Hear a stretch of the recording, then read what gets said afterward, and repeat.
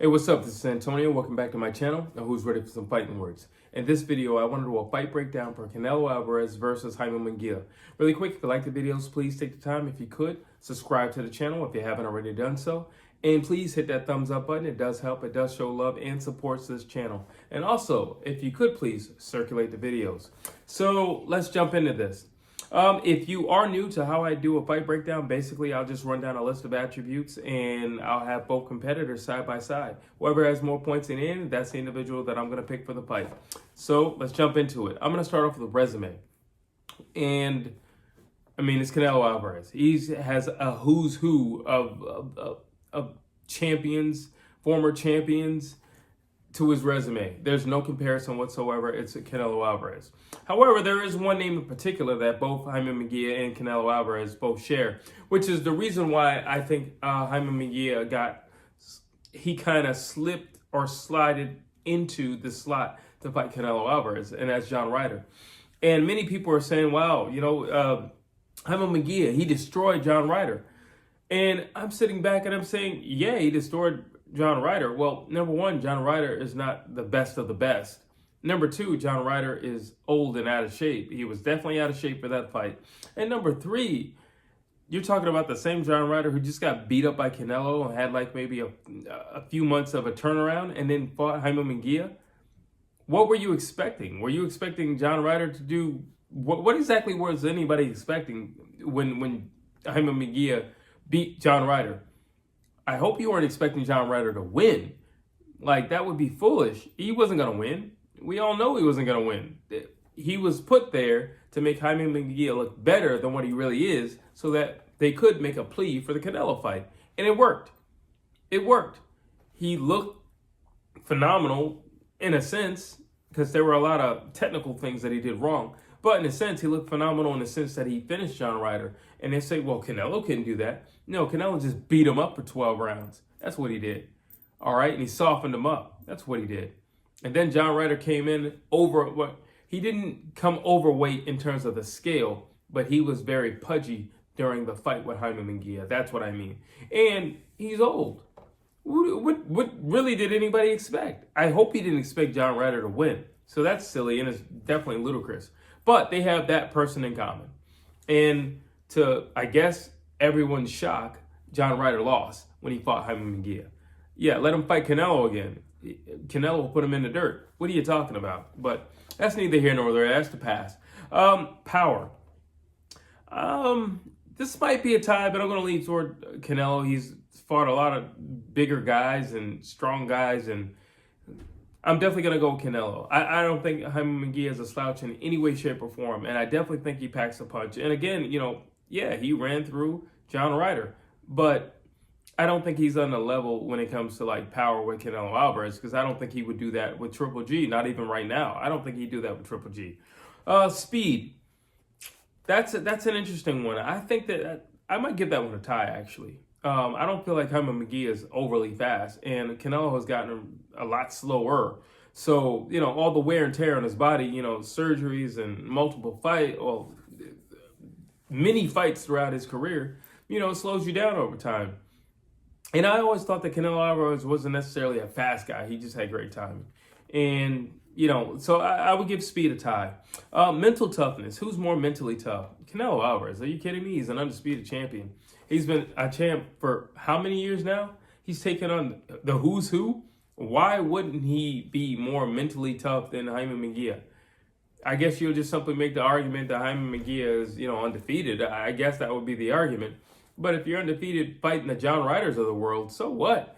Like, Canelo's got the John Ryders of the world, and he's got the Amir Khans of the world on his belt, on his record. So it doesn't really mean anything if you're not fighting the A-listers. Canelo Alvarez fights the A-listers. Even when the guys aren't technically up to par, they're still guys with belts. So therefore, you got to give it to Canelo Alvarez. Like, mental toughness, I got to give it to him. I don't think he's acting mentally tough by taking on Jaime Munguia, to be honest with you right now. But in terms of who's going to have a stronger mindset going into the fight, I'm going with Canelo Alvarez. Boxing IQ, Canelo Alvarez. I mean, look at who he's fought. He's fought Triple G how many times? Look at who he's fought. He fought Floyd Mayweather. Mind you, when he fought Floyd Mayweather, he got substantially better after that fight. All right, so he's a fast learner. All right, he's a fast learner. It was a very long time before he got another L. So you got to give it to him.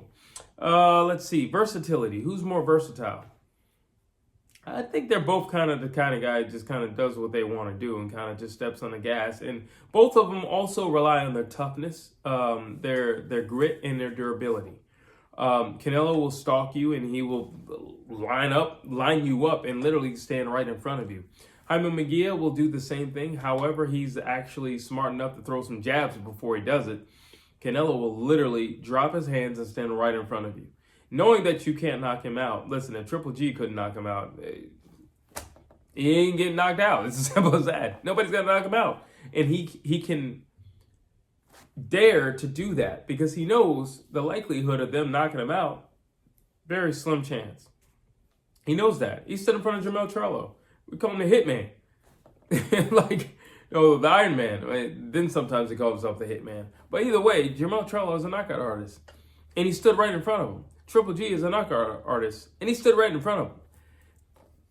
The guy has no fear. So, when it comes to the versatility, I feel like, honestly, I guess I would say, I would still go with Canelo Alvarez, only because of the amount of people he's fought. But it's tough because they have a lot of the same similarities. Like I said, both of them are just tough, durable guys. They know they're tough, durable guys. They're more than willing to stand in front of you, and they're more than willing to challenge you in that sense. And that's a lot of the thing that actually breaks people. I think Canelo Alvarez and Jaime Munguía are both great at conquering another individual's willpower. So when it comes to versatility, I am going to go with Canelo because just look at the amount of people that he's fought and the amount of styles that he's been matched up with. I mean, he fought Billy Joe Saunders. He fought Caleb Plant. Two guys who depend largely on their legs and their footwork and their movement. And yet, he still found a way to get those guys. Then you look at a Triple G, he still found a way to get him. He didn't knock him out, but he still found a way to get him. So you got to give it to him. Callum Smith, I mean, I can go on and on and on. He still found a way to get him. So you got to give it to Canelo Alvarez. Let's see, defense. This one's interesting. Canelo has better head movement. I think Canelo has better movement upstairs. From the waist up, he has better movement.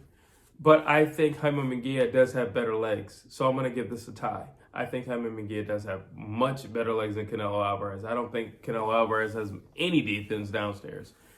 So I'm going to give that a tie. Cardio, Jaime Munguía. He's younger, he's just a raging bull. The way he fought John Ryder was like either, death was on the line. Just the way he fought him. You look at Canelo Alvarez, his cardio is not the best. I mean, he's known for taking naps during the middle rounds. He's known for just kind of not doing anything, being a little inactive during rounds. So definitely Jaime Munguía. I just mentioned it. I have footwork next. Jaime Munguía. I think Jaime Munguía has better footwork. I think he's a better classical boxer. Just with the jab and, jab 1-2. I just think he's a better classical boxer. But his footwork is a lot better than Canelo Alvarez. Canelo Alvarez, he doesn't really do much. Like I said, he's just a stalker. He will cut off the ring. He's great at cutting off the ring. But when I'm talking about footwork, I'm talking about all round. What can you do with your feet? And Jaime Munguía can be led in a dance and still fight, and he can lead a dance and still fight. While Canelo Alvarez can just be led because he's going to stalk you. Let's see. Jab. Jaime Munguía. I think he has a much better jab. And it's not that it's a much better jab. I just think he's consistent. Like I just said, Canelo Alvarez is not the most consistent guy, in the world. He's a slow starter. Then it's going to be later rounds or latter rounds when he decides to actually wake up completely. He does do a lot of computing, but it takes about 2 rounds for him to compute.